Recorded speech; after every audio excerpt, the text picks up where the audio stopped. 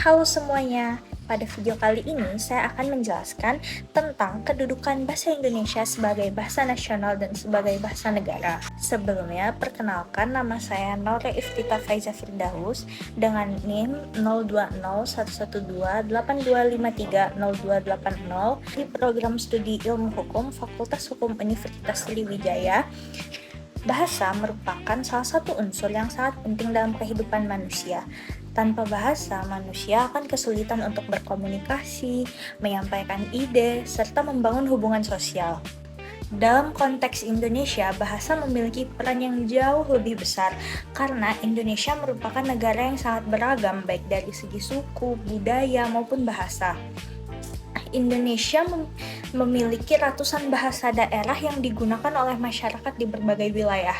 Keberagaman ini merupakan kekayaan bangsa, namun di sisi lain juga dapat menjadi tantangan dalam hal komunikasi. Oleh karena itu diperlukan satu bahasa yang dapat menyatukan seluruh masyarakat Indonesia, yaitu bahasa Indonesia. Bahasa Indonesia memiliki dua kedudukan penting, yaitu sebagai bahasa nasional dan sebagai bahasa negara. Pertama, kita bahas Indonesia sebagai bahasa nasional. Sebagai bahasa nasional, bahasa Indonesia berfungsi sebagai lambang kebanggaan nasional. Artinya, bahasa Indonesia menjadi simbol yang membanggakan bagi seluruh rakyat Indonesia. Ketika kita menggunakan bahasa Indonesia, kita menunjukkan rasa cinta, rasa memiliki, dan kebanggaan terhadap bangsa sendiri.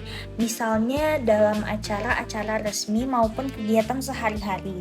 Penggunaan bahasa Indonesia menunjukkan bahwa kita menghargai identitas bangsa kita.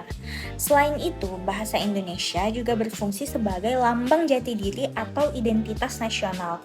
Bahasa mencerminkan kepribadian suatu bangsa. Dengan menggunakan bahasa Indonesia, kita menunjukkan siapa kita sebagai bangsa Indonesia yang memiliki karakter, budaya, dan nilai-nilai tersendiri. Di tengah arus globalisasi yang membawa banyak pengaruh dari luar, bahasa Indonesia menjadi penanda bahwa kita tetap memiliki identitas yang kuat. Fungsi berikutnya sebagai alat pemersatu berbagai masyarakat yang memiliki latar belakang sosial, budaya, dan bahasa yang berbeda. Indonesia terdiri dari berbagai suku, seperti suku Jawa, Sunda, Batak, Minangkabau, dan masih banyak lagi, yang masih memiliki bahasa daerahnya sendiri. Tanpa adanya bahasa Indonesia, komunikasi antar suku akan menjadi sulit. Nah, dengan adanya bahasa Indonesia ini, seluruh masyarakat dapat saling memahami, sehingga persatuan dan kesatuan bangsa akan tetap terjaga. Selanjutnya, bahasa Indonesia juga berfungsi sebagai alat perhubungan antar budaya dan antar daerah. Melalui bahasa Indonesia, masyarakat dapat berinteraksi, bertukar informasi, serta saling mengenal budaya dari daerah lain. Misalnya, seorang pelajar dari Sumatera dapat berkomunikasi dengan pelajar dari Papua menggunakan bahasa Indonesia. Hal ini menunjukkan bahwa bahasa Indonesia berperan penting dalam mempererat hubungan sosial di tengah keberagaman. Nah, setelah memahami kedudukan bahasa Indonesia sebagai bahasa nasional, selanjutnya kita akan bahas kedudukannya sebagai bahasa negara. Sebagai bahasa negara, bahasa Indonesia memiliki fungsi yang lebih formal dan resmi. Fungsi pertama, sebagai bahasa resmi negara. Artinya, bahasa Indonesia digunakan dalam seluruh kegiatan kenegaraan seperti pidato presiden, sidang DPR, peraturan perundang-undangan, serta dokumen resmi lainnya. Penggunaan bahasa Indonesia dalam konteks ini bertujuan agar seluruh rakyat dapat memahami informasi yang disampaikan oleh pemerintah. Fungsi kedua adalah sebagai bahasa pengantar resmi di lembaga pendidikan. Dalam dunia pendidikan, bahasa Indonesia digunakan sebagai bahasa utama dalam proses pembelajaran, mulai dari tingkat sekolah dasar hingga ke perguruan tinggi. Hal ini penting agar semua peserta didik, meskipun berasal dari latar belakang yang berbeda, dapat memahami materi pelajaran dengan baik dan merata. Fungsi ketiga adalah sebagai bahasa resmi dalam perhubungan nasional. Bahasa Indonesia digunakan dalam komunikasi resmi antar lembaga pemerintah, antar daerah, serta dalam pelayanan publik. Misalnya dalam surat dinas, pengumuman resmi, dan komunikasi administrasi lainnya. Dengan menggunakan bahasa Indonesia, komunikasi menjadi lebih jelas, teratur, dan tidak menimbulkan kesalahpahaman. Fungsi keempat adalah sebagai bahasa resmi dalam pembangunan kebudayaan serta pemanfaatan ilmu pengetahuan dan teknologi. Bahasa Indonesia digunakan dalam penulisan buku, jurnal ilmiah, artikel, serta berbagai media informasi lainnya.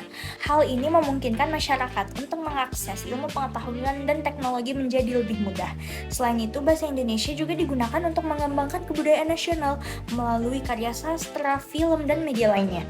Jika kita bandingkan perbedaan antara bahasa Indonesia sebagai bahasa nasional dan sebagai bahasa negara terletak pada fungsinya. Sebagai bahasa nasional, bahasa Indonesia itu lebih berperan dalam mempersatukan bangsa dan menjadi identitas nasional. Sedangkan sebagai bahasa negara, bahasa Indonesia ini digunakan dalam kegiatan resmi seperti pendidikan ataupun pengembangan ilmu pengetahuan. Namun demikian, kedua kedudukan tersebut saling berkaitan dan tidak dapat dipisahkan. Keduanya sama-sama memiliki peran penting dalam menjaga keutuhan bangsa dan kelancaran kehidupan bernegara. Di era globalisasi saat ini, bahasa Indonesia menghadapi berbagai tantangan. Pengaruh bahasa asing semakin kuat, terutama melalui media sosial, teknologi, dan pergaulan sehari-hari. Banyak masyarakat, khususnya generasi muda, yang sering mencampur bahasa Indonesia dengan bahasa asing atau menggunakan bahasa gaul secara berlebihan. Hal ini sebenarnya tidak sepenuhnya salah, tetapi perlu diimbangi dengan kemampuan menggunakan bahasa Indonesia yang baik dan benar, terutama dalam situasi formal. Kita harus tetap menjaga kelestarian bahasa Indonesia agar tidak kehilangan jati dirinya. Sebagai generasi muda, kita memiliki tanggung jawab untuk menjaga, melestarikan, dan mengembangkan bahasa Indonesia. Kita dapat melakukannya dengan cara membiasakan diri menggunakan bahasa Indonesia yang baik dan benar, mencintai produk budaya dalam negeri, serta aktif dalam menghasilkan karya baik dalam bentuk tulisan maupun konten digital. Sebagai penutup, dapat disimpulkan bahwa bahasa Indonesia memiliki kedudukan yang sangat penting sebagai bahasa nasional dan bahasa negara. Bahasa Indonesia tidak hanya menjadi alat komunikasi, tetapi juga menjadi simbol persatuan, identitas bangsa, serta sarana dalam menjalankan kehidupan berbangsa dan bernegara. Oleh karena itu, mari kita gunakan bahasa Indonesia dengan baik, benar, dan penuh rasa bangga sebagai wujud cinta kita terhadap bangsa Indonesia. Sekian, itu saja yang dapat saya jelaskan. Terima kasih atas perhatiannya.